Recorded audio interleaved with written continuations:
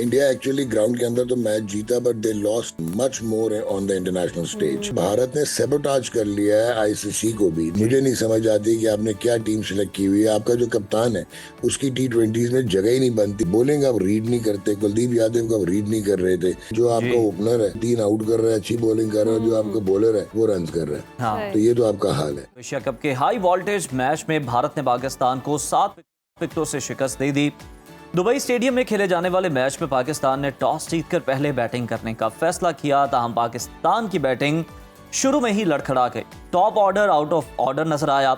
कौमी team मुकर्ररा 20 overs में 9 विकेटों के नुकसान पर महज 127 रन ही बना सकी।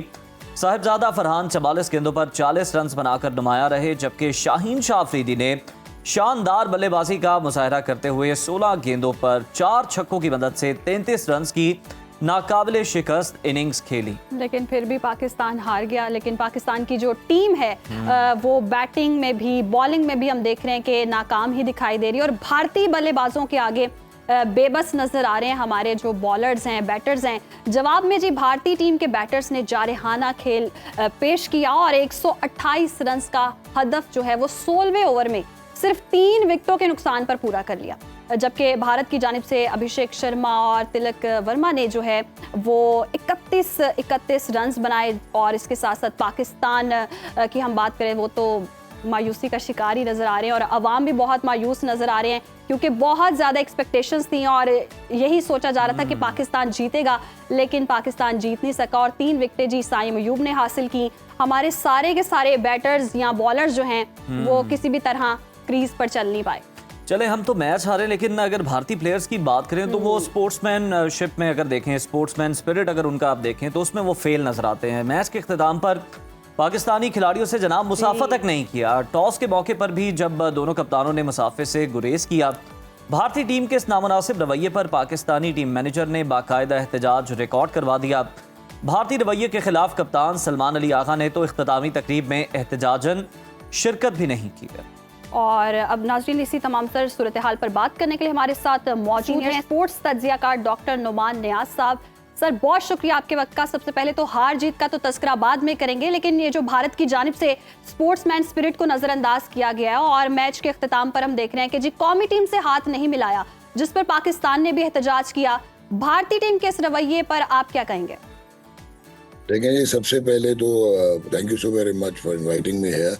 ये जो आपने बात की है ना, इंडिया एक्चुअली ग्राउंड के अंदर तो मैच जीता, but they lost much more on the international stage. एक तो ये चीज़ है। दूसरा जो इसमें तशनगी की बात है ना, it is not the behaviour of India. उनका तो जो एग्जैजरेटेड पेट्रियाटिज्म है, जो फॉल्स नैरेटिव है, जो उनकी गवर्नमेंट का नैरेटिव है, उसमें तो उन्होंने पॉलिटिक्स को क्रिकेट के साथ मिलाया। That is unfortunate, regrettable.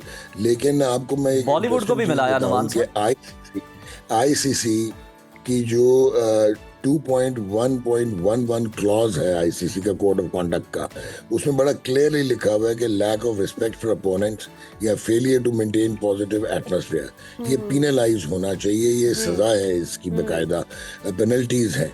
लेकिन जो और वर्स्ट चीज़ है वो ये है कि जो आईसीसी का मैच रेफरी थे एंडी पायक्रॉफ्ट, उन्होंने मना कर दिया था सलमान अली आगा को सूर्य कुमार यादव से टॉस में हाथ मिलाने से। तो ये तो वो एक्चुअली अकम्प्लिस बना हुआ है आईसीसी, क्योंकि it is being led and chaired by J Shah. तो ये तो भारत ने सैबोटाज कर लिया है आईसीसी को भी। ये मैटर ऑफ कंसर्न है। सेकेंडली, अगर आप देखें तो इतनी हिपोक्रेसी है और इतने डबल स्टैंडर्ड्स हैं आईसीसी के कि उस्मान ख्वाजा ऑस्ट्रेलिया के जो क्रिकेटर हैं, उन्होंने पाकिस्तान के अगेंस्ट एक टेस्ट मैच में ब्लैक आर्म बैंड पहना था कि ऑल लाइव्स आर इक्वल और फ्रीडम इज ह्यूमन राइट। उस पर भी उनको पेनलाइज किया गया था और उनको पेनल्टी लगाई गई थी। इंग्लैंड के मोइन अली ने एक रिस्ट बैंड पहना था इंटरनेशनल मैच में जिसमें लिखा हुआ था save Gaza and free Palestine. उनको भी पेनलाइज किया गया था, पेनल्टी दी गई थी और हटाया गया था। तो क्या सूर्य कुमार यादव को आईसीसी में इतना दिल है कि अगर वो इनको भी पेनलाइज करेगा? जिस किस्म की उन्होंने पोस्ट मैच इंटरव्यू दिया और फिर पोस्ट मैच कॉन्फ्रेंस की। अच्छा, फिर आपने सलमान अली आगा ने ना जाके मेरे ख्याल में ज्यादती की है। कल आपके मैनेजर को, जो कि एक सीजन ब्यूरोक्रेट है, ग्रेड 22 के चीफ सेक्रेटरी पंजाब रिटायर हुए हुए हैं, उनको जाना चाहिए था, सलमान को जाना चाहिए था, और ये सारे रूल्स उनको पता होने चाहिए थे आईसीसी की। एंड वहाँ पे ये ओपनली प्रोटेस्ट करते अगेंस्ट इंडियाज बिहेवियर। हमने नहीं कहा था इंडिया को कि आप आके मैच खेलें, आपके कोई कंपेलिंग सर्कमस्टांसेस थे ना कि आपकी गवर्नमेंट भी नहीं चाहती थी और आपके बोर्ड भी नहीं चाहता था, स्टिल आपको आना पड़ा। इसका मतलब है आपके ऊपर भी कोई डैडीज हैं जो कि ये इकोनॉमिक्स की वॉर है, ये फाइनेंशियल्स की वॉर है, और आप लोग आए यहाँ पे खेलने। अगर आप खेलने आए थे देन फिर sportsman spirit of the game को एटलीस्ट मेंटेन करें।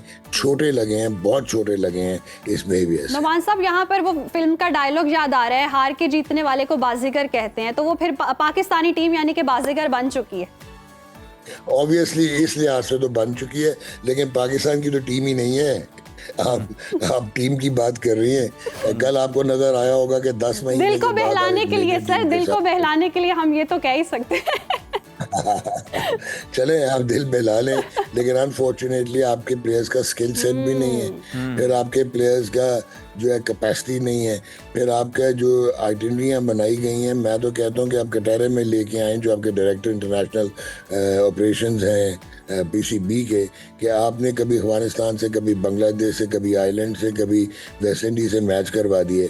लास्ट मेजर टूर जो है पाकिस्तान का 10 माह पहले हुआ था न्यूजीलैंड, और न्यूजीलैंड ने भी पाकिस्तान टीम के हालात देखते हुए अपनी तीसरे नंबर की दर्जे की टीम कहलाई थी। सो कल आपको पता लगा बड़ी टीम कैसे होती है। उनके यंगस्टर्स है तिलक वर्मा और अभिषेक शर्मा, उनका आप कॉन्फिडेंस देखें, बिकॉज उनका सेल्फ बिलीव था, और self believe was backed by their skill. आपके पास ना स्किल थी, फिर अनफॉर्चुनेटली जो आपकी टीम सिलेक्शन थी, मुझे नहीं समझ आती कि आपने क्या टीम सिलेक्ट की हुई है। आपका जो कप्तान है उसकी T20s में जगह ही नहीं बनती, वो कम्प्लीटली इररिलेवेंट है to this cricket, Salman Ali Agha, और जब वो टीम में आता है तो बैलेंस आउट हो जाता है। हसन नवाज को 6 पे खेलना पड़ता है। आपको मुझे ये भी नहीं समझ आई कि फ़हीम अशरफ जो है उसका रोल क्या है। वो ऑलराउंडर है तो बॉलिंग क्यों नहीं करता, अगर बैट्समैन है तो नंबर 8 पे क्यों बैटिंग करता है। So that is all unfortunate. आप मोहम्मद हारिस से पता नहीं क्या निकालना है, नहीं है वो, he doesn't belong to international cricket. ना उसका मेथड है, ना स्किल है, ना टेक्निक है, ना डिफेंस है। रोटेशन ऑफ स्ट्राइक आप कर नहीं सकते। रोटेशन ऑफ स्ट्राइक आप तब करेंगे जब आपके पास डिफेंस होगा, जब आपको समझ होगी।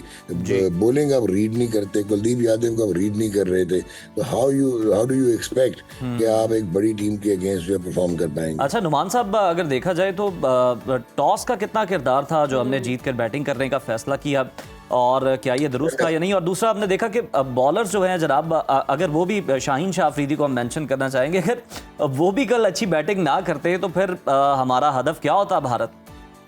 यार आप टीम का हाल देख लें कि जो आपका ओपनर है वो 3 आउट कर रहा है, अच्छी बॉलिंग कर रहा है, जो आपका बॉलर है वो रन कर रहा है। हाँ। तो ये तो आपका हाल है। टॉस एक ब्लंडर था जी, बिकॉज पिछले इस मैच से पहले जो पिछले 8 मैच थे दुबई में खेले गए, उनमें से 7 टीम्स चेजिंग जीती थी। आपने बैटिंग इसलिए की क्योंकि आप चेज में कॉन्फिडेंट नहीं थे, और आपने ड्यू फैक्टर को भी नहीं मद्देनजर रखा। जब ड्यू आ जाती है तो वहाँ पे बॉलिंग करना मुश्किल हो जाता है, तो वहाँ पे बैटिंग आसान हो जाती है, चेजिंग आसान हो जाती है। सो ये एक अहमकाना हमाकत अमेज फैसला था टू बैट फर्स्ट, और आप सिर्फ इसलिए आपने किया कि आपको रन्स कर लेंगे। आप रन्स कैसे कर लेंगे जब आपका स्किल सेट ही नहीं है। साहबजादा फरहान कल 40 पे 40 किया क्योंकि उसको नजर आ गया था दूसरे एंड से कोई जो है वो खड़े होने को तैयार नहीं है, तो वो उसकी गेम है नहीं जो उसने खेली। मेरा एक क्वेश्चन है इन सिलेक्टर्स के साथ कि अगर यही क्रिकेट खेलनी थी, यही ब्रांड ऑफ क्रिकेट खेलना था, यही इंटेंट थी, यही स्ट्राइक रेट्स थे, तो फिर आपने पिछले 2 सुपरस्टार। चलें, उम्मीद है नुमान साहब आपका टीम मैनेजमेंट जो है उनकी जानिब से जवाब सामने आएगा।